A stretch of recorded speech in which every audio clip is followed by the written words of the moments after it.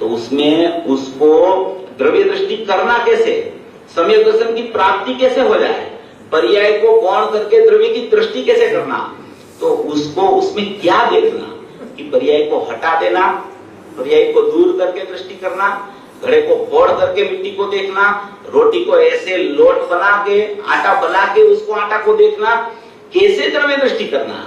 गुरुदेव ने बोला पर्याय त्रिकाली द्रव्य से सर्वथा भिन्न है, ऐसा भी बोला कथनचित भिन्न भिन्न भी है।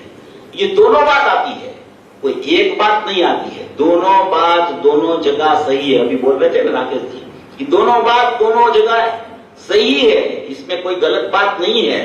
तो उसमें मिट्टी का जो घड़ा बन गया है, अभी घड़ा दिखता है, तो घड़ा दिखता है तो क्या देखना, दृष्टि कहां जाना देना, दृष्टि में क्या देखना, ये मिट्टी ही है, ये मात्र मिट्टी है, घड़ा मुझे दिखता ही नहीं है, मुझे मिट्टी ही दिखती है। आटा में से रोटी हुई है तो मुझे तो आटा ही दिखता है, रोटी दिखती ही नहीं है, आटा ही दिखता है, सोना ही दिखता है, मिट्टी ही दिखती है, आटा ही दिखता है। ऐसा जो देखता है वो घड़े को निकालना नहीं है, रोटी को निकालना नहीं है, उसी समय उसी काल उसी समय देखना कि ये मिट्टी ही है, ये आटा ही है, ये सोना ही है, ऐसा देखता है, उसको बोला जाता है कि द्रव्य दृष्टि। और उसी समय उसको घड़ा नहीं दिखता है, मिट्टी दिखती है, तो उसको बोला जाता है कि पर्याय दृष्टि इसकी छूट गई और द्रव्य दृष्टि उसकी हो गई। रोटी में आटा ही दिखे, ये तो आटा ही है, आटा ही है, रोटी उसको दिखती ही नहीं, उसको आटा दिख गया तो उसको बोला जाता है कि ये द्रव्य दृष्टि हो गई। और पर्याय दृष्टि उसकी, रोटी नहीं दिखी तो पर्याय दृष्टि उसकी छूट गई, इसको बोला जाता है द्रव्य दृष्टि। सम्यक दर्शन का उत्पाद इसको बोला जाता है पुरुषार्थ, माने कि पर्याय को निकालना नहीं है, पर्याय को निकाल के द्रव्य को कोई देख सकता ही नहीं है, क्योंकि पर्याय जहां द्रव्य है वहीं पे है, वहां से दूर कभी पर्याय हो जाए तो कभी पर्याय द्रव्य को देख सकती ही नहीं है। पर्याय इतनी ही दूर होती है कि जहां से उसको मात्र द्रव्य दिखे, उतनी ही दूर पर्याय रहती है।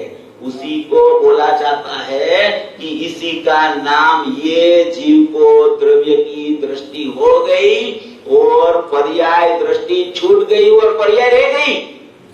पर्याय छूटी नहीं, पर्याय पर्याय में रह गई, दृष्टि द्रव्य की हो गई। और जो पर्याय थी वो ज्ञान की पर्याय थी, वो ज्ञान की पर्याय आटा से रोटी अनन्य थी, वो दृष्टि आटा पे पड़ी जब, तो वो पर्याय अनन्य थी, वो अभेद हो गई, उसे बोला जाता है सम्यक ज्ञान। और जो दृष्टि हुई उसे बोला जाता है सम्यक दृष्टि। ये सम्यक दर्शन पूर्वक सम्यक ज्ञान प्रकट हो गया तो ना तो द्रव्य पर्याय का करता है, ना तो सम्यक दर्शन की पर्याय से सम्यक ज्ञान हुआ है। दो पर्याय में भी स्वतंत्रता है और द्रव्य पर्याय में भी स्वतंत्रता है। ऐसी स्वतंत्रता की घोषणा पूज्य गुरुदेव श्री ने 45 साल तक अपने प्रवचनों में की है कि तू तेरी पर्याय में मात्र तेरा द्रव्य को देख, क्योंकि तेरी पर्याय तेरे द्रव्य की है, तेरी पर्याय पुद्गल की नहीं है, राग तेरी पर्याय में नहीं है, तेरी पर्याय में ज्ञान है और वो ज्ञान में ज्ञायक छिपा हुआ है।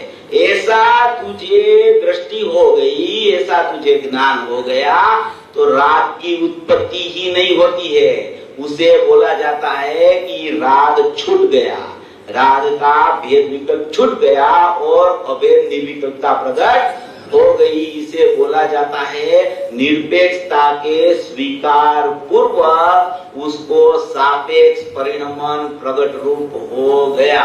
जो सापेक्ष परिणमन बोला जाता है वो द्रव्य की दृष्टि हुई तो वो दृष्टि को बोला गया कि द्रव्य की दृष्टि हुई तो सापेक्ष, दृष्टि को दृष्टि से देखो तो निरपेक्ष, ज्ञान को ज्ञान से देखो तो निरपेक्ष, चारित्र को चारित्र से देखो, लीनता को लीनता से देखो तो निरपेक्ष। लीनता द्रव्य की हुई, दृष्टि द्रव्य की हुई, ज्ञान द्रव्य का हुआ तो उसको बोला गया सापेक्ष। त्रिकाली द्रव्य उसी समय वो पर्याय का स्वाभाविक निमित्त है, और बाहर में यहाँ जब सम्यक दर्शन, सम्यक ज्ञान, सम्यक चारित्राणी मोक्ष मार्ग प्रकट हुआ तो बाहर में कर्म का अनुदयी निमित्त पने होता है, अंदर में स्वाभाविक अपना आत्मा निमित्त पने होता है, उपादान सत्कारक से अपनी पर्याय